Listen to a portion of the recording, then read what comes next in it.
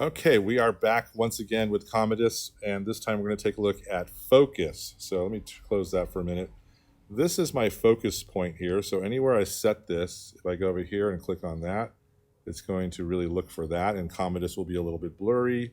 If I click on his eye here, we're going to get a nice kind of depth of field going on behind him. So that's really nice, and we'll lock that up.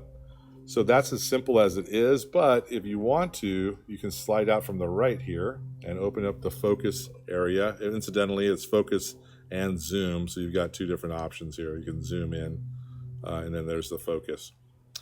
So within the focus here, now we can start to change the focus a little bit to make it blurry, or we can focus on the background more or the foreground.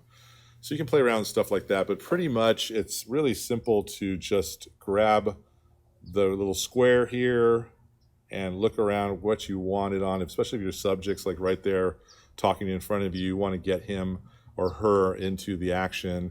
And this will allow you to have a little bit of a depth of field look, almost like a DSLR would in the background with Filmic Pro. They're getting better and better at this every year, every iteration, I should say. And it's a really, really great piece of equipment to use when you're shooting.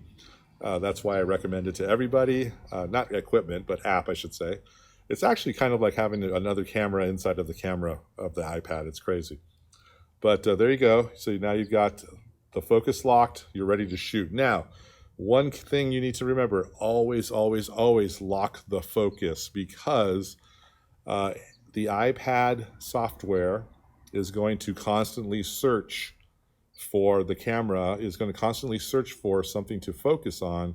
So if you go and you don't have this lock and someone walks by in the background, it might go, hey, well, that's interesting, let me go look at that. And then you'll lose focus on your main person. So always, always lock the focus. That is a key point here. Okay, in the next video, we're going to dive into audio.